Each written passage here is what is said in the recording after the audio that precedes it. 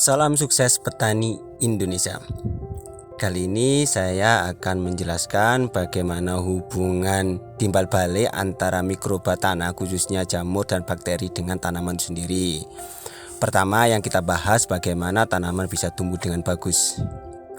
Kita ketahui bersama bahwasanya tanaman seperti makhluk hidup yang pada umumnya mereka juga bergantung pada makhluk hidup lainnya, terutama bakteri tanah dan juga jamur tanah yang akan kita bahas pada video ini. Di sini menunjukkan bahwasanya peran dari mikroba tanah itu bisa membantu penyerapan nutrisi, air dan juga mineral, sedangkan tanaman sendiri itu menghasilkan gula atau glukosa untuk makanan mikroba tanah. Pertama yang kita bahas di sini adalah Rhizobacteria. Apa itu Rhizobacteria? Adalah bakteri bagus tanah. Kita ketahui bersama bahwasanya akar ini memiliki kapasitas serapan hanya 4-7% saja dengan ketebalan 0,2 mm. Kita ketahui bahwasanya akar serabut ini hanya mampu bertahan hidup 1-3 minggu saja tanpa adanya mikroba. Sedangkan jika ada mikroba, mereka bisa hidup lebih lama dan bahkan menghasilkan simbiosis yang sangat istimewa. Nah, ini akan kita bahas di sini. Khususnya yang pertama adalah Rhizobacteria. Rhizobacteria ini memiliki peran yang cukup banyak. Di antaranya adalah sebagai penambat fosfat dan nitrogen sehingga bisa diserap oleh tanaman itu sendiri. Selain itu, Rhizobacteria ini membentuk sistem kekebalan alami bagi tanaman dengan membentuk rhizosfer sebagai perlindungan akar sehingga tidak gampang mudah oleh penyakit menyerang akar itu sendiri. Tanaman bisa lebih sehat tentunya. Namun sayangnya baik akar maupun bakteri ini memiliki keterbatasan jangkauan. Di sini zona merah ini adalah zona tidak dapat dicapai oleh akar itu sendiri dan juga bakteri. Nah, kita bahas adalah yang kedua adalah Mycorrhiza. Ini jamur baik akar yang kita bahas kesempatan ini di video ini. Kita sebelumnya dibahas bahwasanya baik bakteri dan juga akar memiliki keterbatasan dalam pencapaian. Di sini disebutkan adalah zona coklat yang tidak bisa dicapai oleh akar.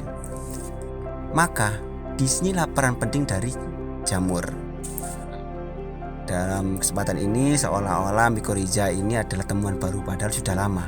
Sayangnya terlupakan karena modernisasi penggunaan pupuk kimia yang berlebih sehingga mikroba Mycorrhiza ini sulit ditemukan di daerah persawahan.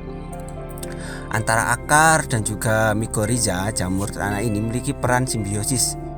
Mereka membantu penyerapan nutrisi juga transportasi nutrisi bagi tanaman itu sendiri. Selain itu, peran Mycorrhiza atau jamur akar ini seperti klorofil pada daun untuk mendapatkan energi. Akar ini dalam mencapai nutrisi ini sangat terbatas, hanya pada celah-celah tertentu. Sedangkan di daerah mikron yang lebih kecil mereka tidak dapat mencapainya. Padahal disitulah letak nutrisi, mineral, air ini tidak bisa dicapai, disebutkan di zona merah tersebut.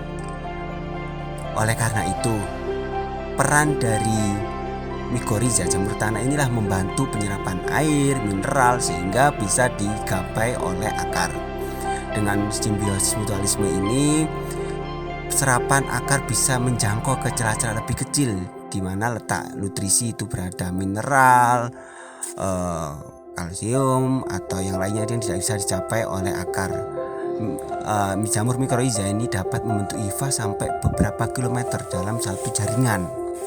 Oleh karena itu, dengan adanya Mycorrhiza dan juga Rhizobacteria ini bisa meningkatkan kemampuan kapasitas akar sampai 7 kali lipat dalam menyerap nutrisi, mineral, dan juga air, sehingga bisa memberikan pemberian air lebih hemat tentunya, atau mineral lainnya, dan itu bisa meningkatkan perlindungan akar dari serangan penyakit dan juga perebutan nutrisi dengan gulma.